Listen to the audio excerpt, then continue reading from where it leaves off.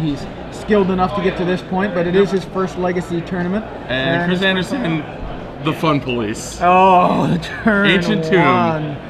Ancient Tomb into Chalice on 1, and if Chris didn't have any idea what he was up against, he's going to be happy that that's how he started, despite the fact that he essentially started with a shock land. All right, so I'm not sure if John knows how this Chalice of the Void works, but it's the first Legacy tournament. Right, exactly. So he might just be like, all right. He casts a Vexing Devil. It's not going to do anything else. It just doesn't do anything. So. It just gets countered. Right? He can cast them. They just get countered.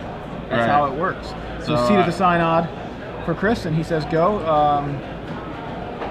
At this point, he has successfully shut down a good portion of John's deck. Yeah, let's see what John has in his hand that he actually does something.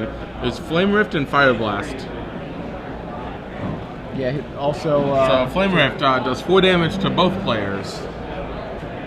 Yeah, Chris Anderson favors the deck with more burn. Chris should be at 14 because he took 2 from the Ancient Tomb. On turn 1. Mm-hmm. John at 15 after the Fetch Land and then the Flame Rift. Baleful Strix.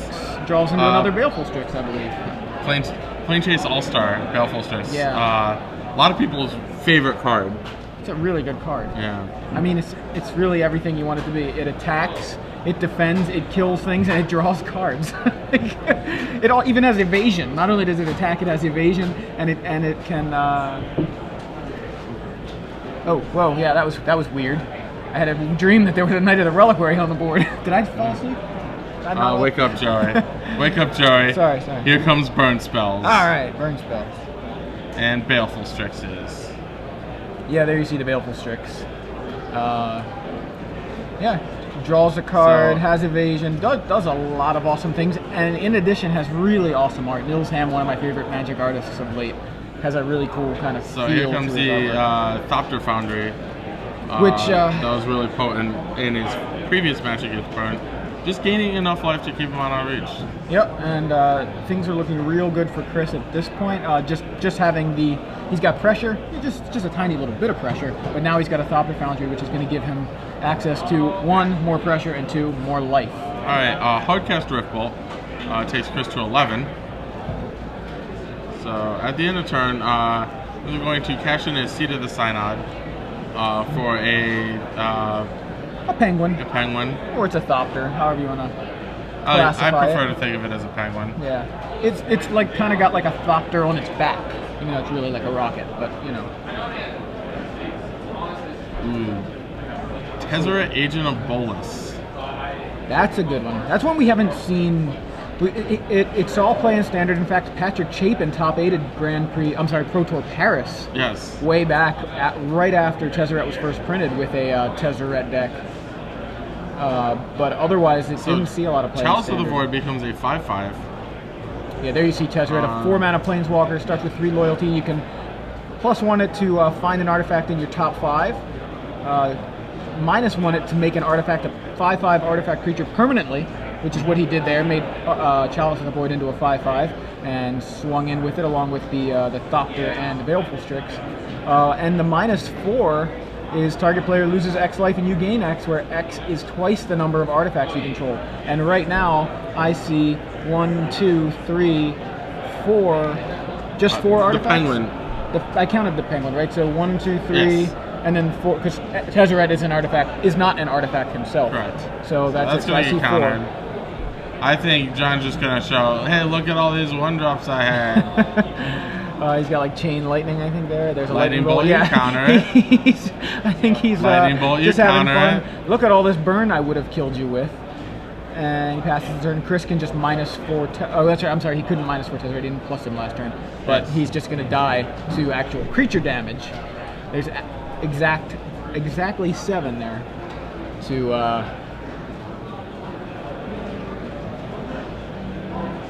Okay, so John actually is going to try to Fire Blast one of the guys, but Chris is going to Force of Will it, and I think we're going to game 2 finally. We are going to game 2.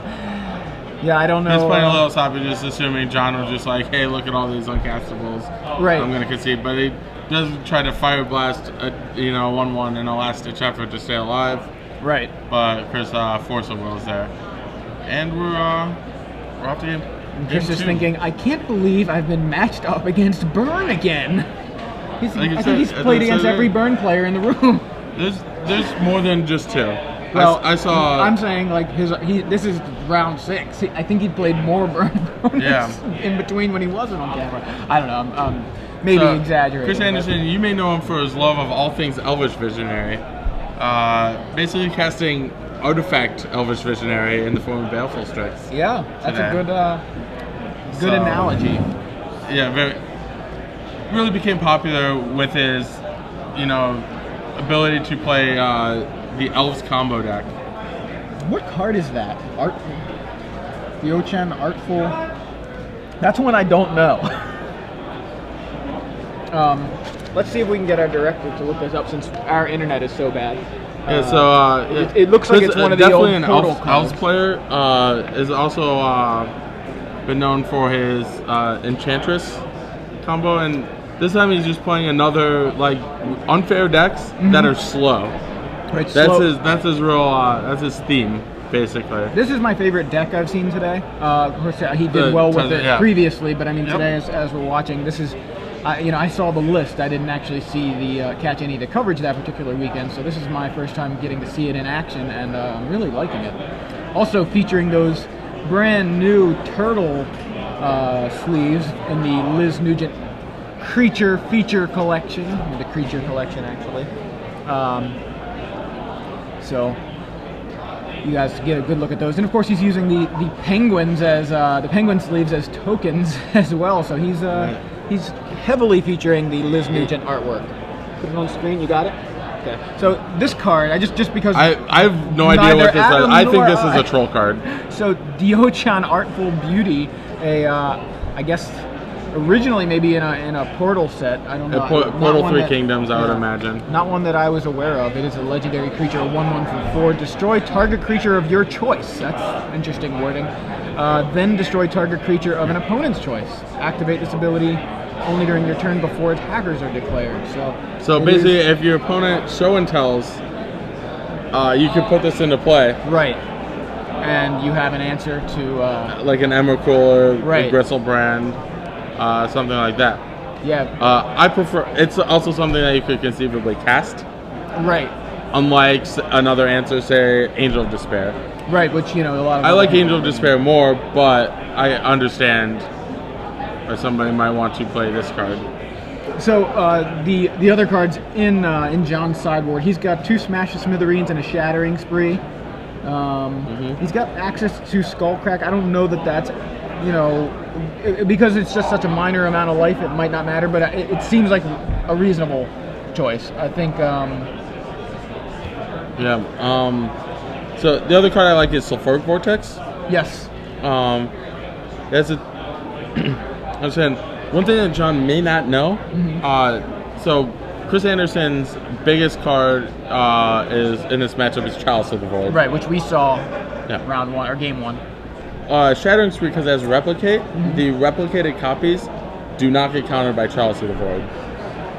We'll see it. We'll see if John knows that or knows to ask the judge, because I think John should side it in against a Tezzeret deck regardless. Right, but if that situation comes up, that's something we can.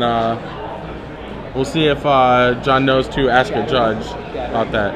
So the other thing I like, you mentioned Smash the Smithereens, fantastic. Right. You gotta really think about anything that doesn't cost 1 mana. Is probably better than a card that does cost 1 mana. That's why I kind of like Skullcrack over like a more normal card, like maybe his Grim Lavamancers can go away, or maybe his he's on the play, so Goblin Guide's still good. Gets in under it. There you see a Shattering Spree with the Replicate that we were talking about. So the Shattering Spree itself costs 1, but you can replicate for an additional 1. And so what is it? The converted mana cost of those copies? No. Since it's much like Storm. Okay. So Replicate just puts copies on the stack. Okay. So those copies are not cast. So Chalice of the Void does not check. I see. Does not trigger Interesting. on copies of a spell. That is very interesting. So yeah, Shattering Spree from the original Ravnica block. Yep. And Guild Pact, in fact. It's the so weird. original will get countered. Right. So when you Because that replicate, one say you is replicate cast. it twice and you put 3 copies of it on the stack, the original is one of them.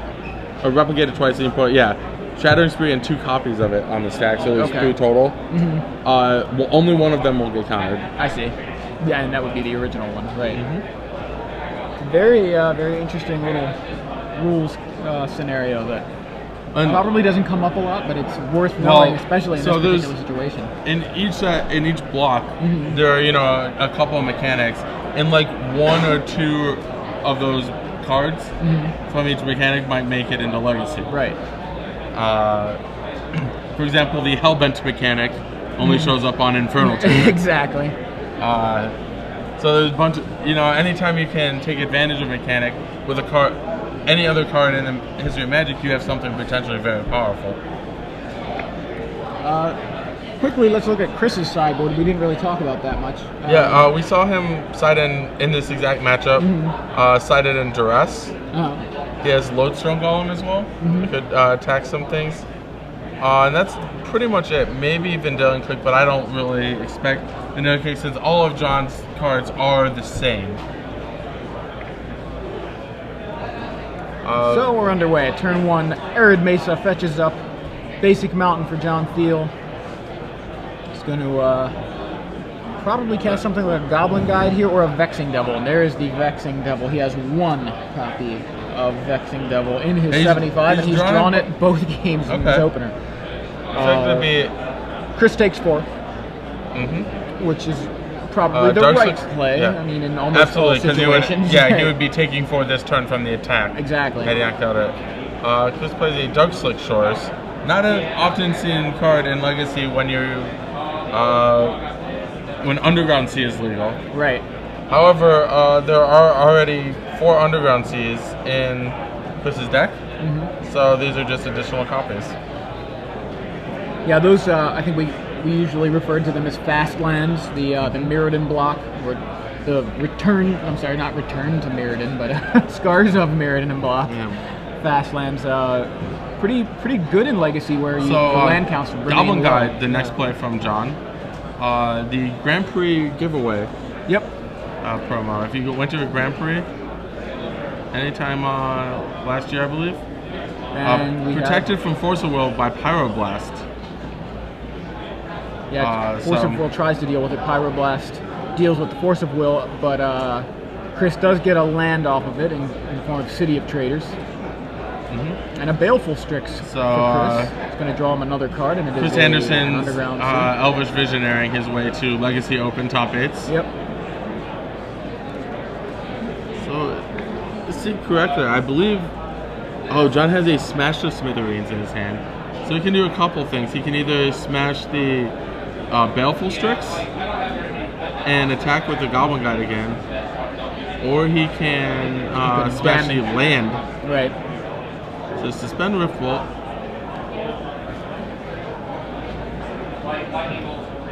And Chain Lightning yield. So he's going to leave the Baleful Strix in play. And passes back. Interesting. It's not a bad play if John thinks that Chris can otherwise deal with the Goblin Guide. The Goblin Guide is really all he has. For example, this makes John's play very good. Second copy of Baleful Strix draws a Tezzeret for Chris. He's going to thinking about which land to play. He's got a number of dual lands, like 2 Underground Seas and a Polluted Delta. He's going to go with an Underground Sea. Didn't catch. We know he has a City of Traders.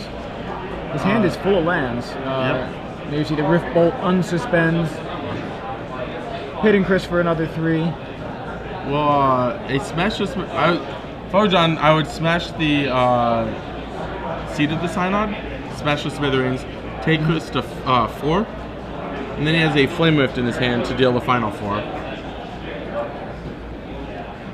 The other play is just to Lava Spike, but that I like blowing up the land basically.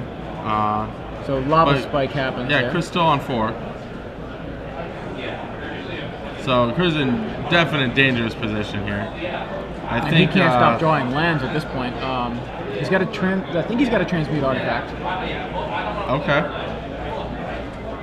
He's going to attack with one of the Baleful Strixes, and then transmute artifact after getting in there a little bit. So it looks like he's going to get Thopter Foundry. I would imagine that would be the most likely target, being that it can actually gain him some life and hopefully get him out of the woods. Here he is in really he's in a really tight spot here. We know that John actually has enough to kill him without that Thopter Foundry. This could be someone would say if John draws a land, he still cannot cast both of his spells. If he casts one of his 2-mana spells last turn, then he could. So that might be a significant mistake, especially because the Smasher Smithereens probably can't target, probably won't resolve because of the Thopter Foundry. Right. And if it doesn't resolve, it won't deal if the target's not there, it won't deal the 3 damage. So there's a land. Still really like John's position in this game quite a bit. But he could potentially run into some trouble. He needs to find at least one more piece of burn. Potentially 2 if Chris keeps drawing, if Chris can find some extra artifacts. John trying to figure out what he can do. Obviously not happy with the Thopter Foundry now on the other side of the board. Looks like he's going to go with the smash. Yeah, you tap tapping the is Arid Arid Mesa. Mesa, so just going to tap the other 2 lands. Not a big deal.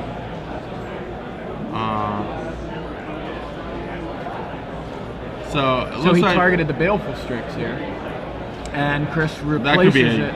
Yeah, It's a pretty big mistake. Yeah, huge mistake. He was trying to clear a blocker out of the way, wasn't thinking about the fact that Chris, or potentially wasn't thinking about that it just replaces the blocker here. Chris now going to make another blocker in response to the attack. You still got a trigger on the Goblin Guide? Yeah, the trigger on the Goblin Guide is going to reveal.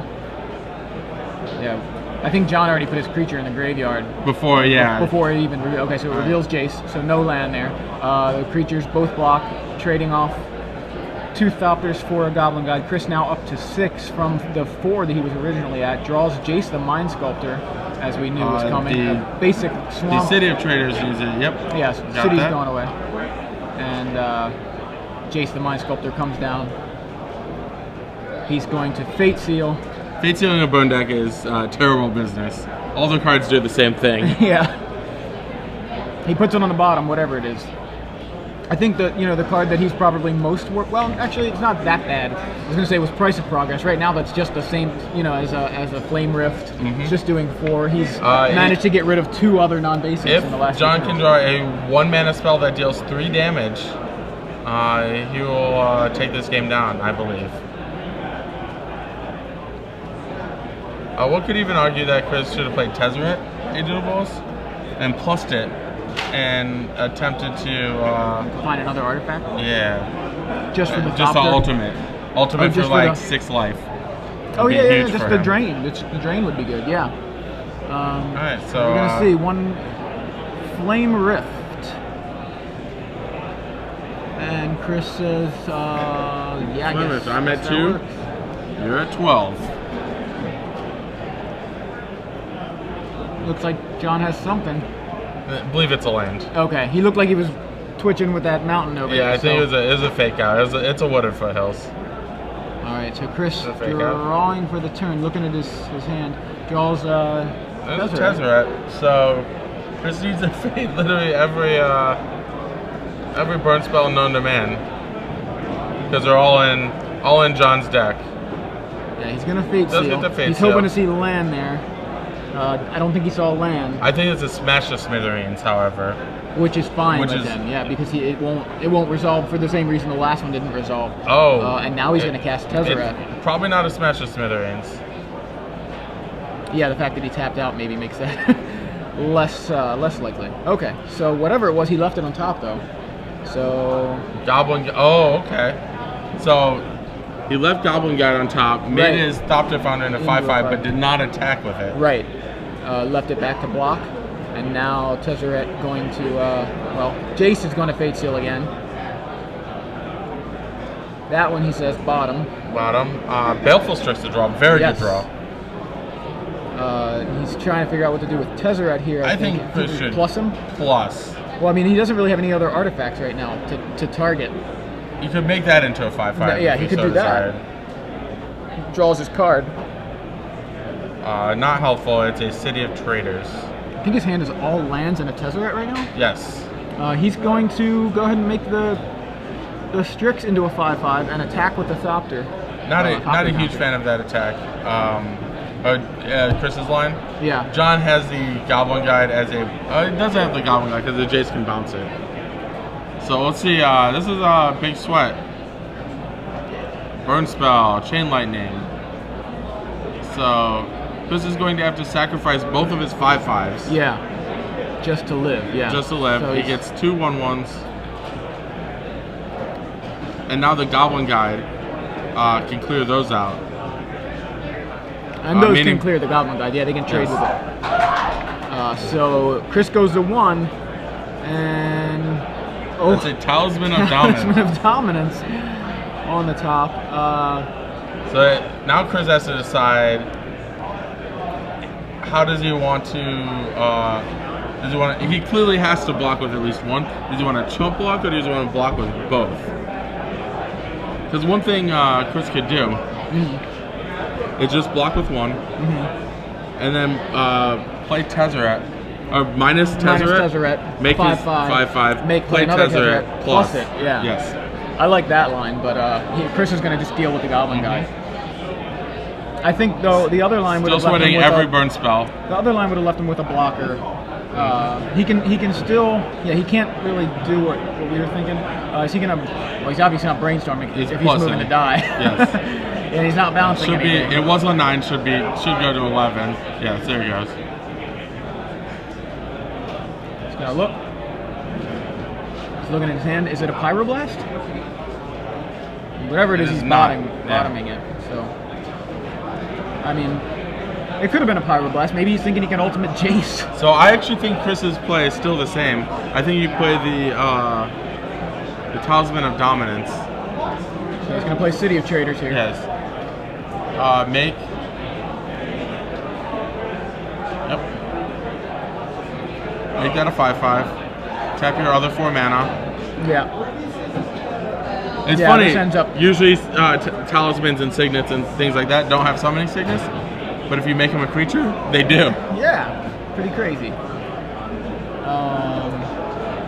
Yeah, he's looking at his top 5, trying to find an artifact. Finds a Chalice of the Void, which he would have loved to have had a little earlier here. He's still probably going to take it. Yeah. At worst, it's a 0 mana artifact that he can play Yeah. to ultimate the Tezzeret. Yeah. Now, if he can live through this turn, he can. He's gonna ultimate make it a Tezzeret. 0. Yeah, and he's doing exactly what you said. So Fire Fire Blast. Blast, and that, woof, man, that was Yeah. one. That was a heck of a game. You know, it had to happen sometime. There's so many burn spells in that Yeah, deck. you I drew mean, a spell. Yeah, that's pretty much what it comes down When you to. do play burn, you do have to sweat a lot. I want to know what he think- put on the bottom because he bottomed something there. Yeah, and he showed it right after that. Like, I'm not sure what it was. I'd be Yeah, interested wow. to see. Out of curiosity, I thought, I got a quick glimpse and I thought it was a Pyroblast. But I also could've- thought it was a Pyroblast, Okay, you did. but that may or may not be the case. We'll have to ask the players after. Yeah, I feel like if it's Pyroblast, it's a weird situation because you're like, well, obviously this card's good, but it doesn't burn me, and I'm at 1. You know, Right, so maybe right. this is exactly what I need. Like, let him. Almost he's every gonna other kill spell my is Jace. worse. Do I gotta hope? Yeah. Am I gonna hope he's gonna draw land? Right, like he's gonna either counter something or he's gonna kill my Jace or kill my Tezzeret. You know, like. But Yeah. So, I think what a big misstep from John was the Smash of Smithereens, the sequencing of his spells. right. During a couple crucial turns really put him in a top deck mode when he had enough. Yeah. He just didn't use them effectively enough to. Like I would have used a Smash with Smithereens when he played the Lava Spike. Now, so say Chris lets him keep the Pyroblast, right? Now, what do you think John hits? The Jace that's on 11 or the Tezzeret? Now, that's on 4. I think the right one is the Tezzeret. Yes. Because obviously Chris only at 1. But do you wonder if a player in his first Legacy tournament sees a Planeswalker, on 11, Jace the Mind Sculptor, he's heard it's better than all. Yeah. He may have experienced it already. I mean, do you feel like you want to kill that Jace? I mean, I think you can just take a look at the card and you just realize, Tezzeret an ultimate. The ultimate gains him life. That's really scary. I know of at least 2 artifacts in play. Yeah. And so I think he has to go with that one. Oh, it's definitely the right call, just because that was the one that was more likely to get Chris back into the game. But you wonder if he would have seen it, considering Tezzeret isn't played nearly as often as Jace, and is probably less. It was Sulfuric Vortex. Is that what it was? Okay. So it's all moot anyway because it was not Pyroblast. I can see why we thought it looked like Pyroblast because it was Vortex. Obviously, Vortex. Okay. Vortex killed him.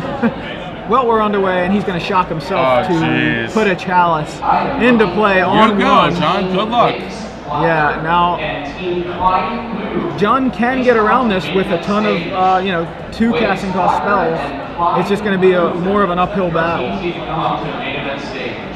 Looks like he needs a second land. He kept a pretty good 1-land hand, but that assumes he can cast his 1-mana spells.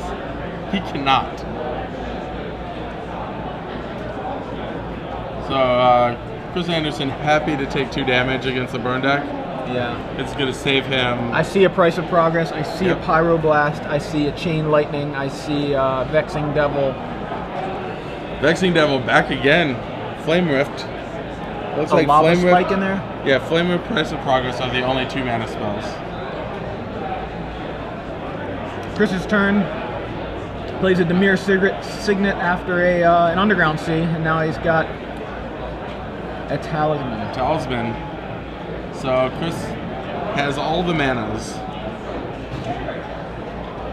There's a Sulfuric Vortex for John. But he doesn't have a second land right now. Correct. It looks like there's a Rift Bolt. Is that a Rift Bolt or a Goblin Guide? I believe it's a Rift Bolt. They could suspend that. Yeah, that front card? Yeah. Yeah, I think it's a Rift Bolt. Almost positive now. He's apparently going to try to. Yeah. I feel like you don't. I mean, I guess maybe he's gonna have to discard, but yeah, should have suspended. He would have had to discard. Yeah. Suspended the Rift Bolt though. I guess maybe I wonder if he thinks the Rift Bolt is a 1 casting cost because he's suspending it that way. Once again, thing about Legacy, if you don't know, ask. So a thirst for knowledge from Chris Anderson. Discards Duress and Polluted Delta. Plays a second Polluted Delta and passes the turn. Here's a second land.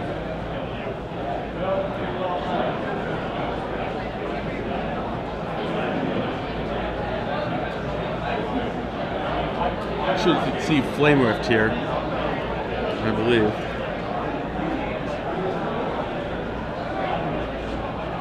Which means a 3rd land for Sulfuric Vortex could be a really big deal. Yeah, I think Chris has a Force of Will. Okay. So I think he's safe from something like Sulfuric Vortex if he holds it and doesn't blow it on the first 2 mana spell, which I don't think he would. I did not expect to. He's at 16 life. He doesn't need to counter a 2 mana spell, 2 mana burn spell at the moment. Even if it were Price of Progress, does Chris have basics? Chris does have basics. Yes, he has a basic island, basic swamp. He can respond and just take 4. Right. Yeah. 5 with the fetch, but yes. Right. Exactly. It's not. Yeah. It's not. I think Sulfuric Vortex is the only card he cares about right now. Yeah. If John draws enough of these Flame Rifts and Price of Progress, he'll start caring. Exactly. But actually only the, needs, you know, two more 2-mana spells to really be lethal. So you saw Flame Rift actually did happen there. Chris Anderson's turn. Now Jace the Mind Sculptor is going to Fate Seal. Whatever it was, it's on the bottom. Smash I think the it was Smithereens. Smash the Smithereens, yeah. I almost said Shattering Spree, but I meant Smash the Smithereens. It was the Artifact Destruction spell. It's got a Transmute Artifact in hand, that's all that. There's a Chain Lightning. Yeah, a blank piece of cardboard. Yep. Yeah, Smash the Smithereens would have been fantastic. Right. For John. He could replicate and actually destroy the chalices you were explaining earlier. And got a Price of Progress there. So I think if I'm John, I think I just fire off this Price of Progress end of turn. He's going to do it now. And it's still going to deal 4. That's not bad. I'll see if Chris wants to counter this. I'm of the opinion that he should not. Right, at this point, he's going to go ahead and do it. And he removes the Transmute Artifact, I believe. It's a Force of Will, the Price of Progress. So that was a gain 3 life, essentially. Yep. Because he had to pay 1 for the Force of Will. So here's a Brainstorm Jace the Mind Sculptor Brainstorm, yep. Not a very good one. Yeah, I did find Jace. another Force of Will, and another Jace, and a Sword of the Meek. So I suppose he gets to find a Force of Will. Right, so he's going to have a force for that Vortex should John draw a land and try to cast it. Looks like he's going to cast that Sword here. Yep, so the Thopter Foundry, that's the riot gear, as I like to call it. But if you should happen on a Thopter Foundry, Sword of the Meek will let you pay a mana for a 1/1 token and a life. Yep.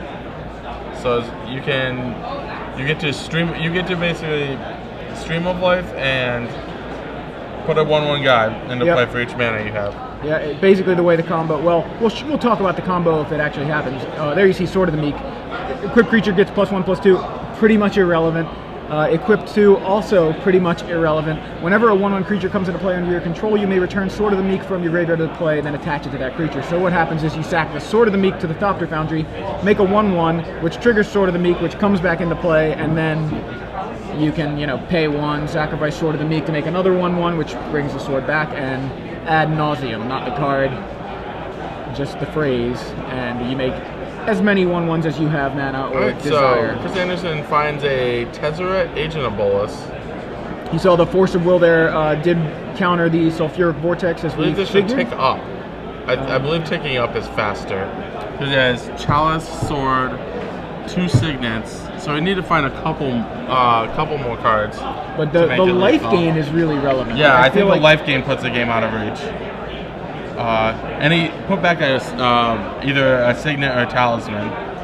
So we could have definitely drawn something. It would have hit. So it's actually pretty close to winning the game with just basically putting the game out of reach with the Tezzeret alternate. Instead, he's choosing to put John on a quick clock. Yeah, I'd like to ask Chris why he keeps favoring the 5/5s. I mean, 5/5s are pretty good, but it feels like Rift Bolt hard cast. Bring down Chris down to, but that I think he needs to kill Tezzeret because Tezzeret just makes another 5/5, attacks for 10, and that's there lethal. It is, so. And Chris Anderson improves to 6-0. Yeah, him and Tezzeret with his Jace. slow degenerate deck. Yeah. So very, very, very intense match, and again, Chris defeats a burn deck on camera. Yeah. John Thiel doing really well at his first Legacy tournament, 5-1 now, and he's still in contention for top 8. Absolutely. So you see, a Trinisphere was one of the cards that Chris boarded in. I was wondering.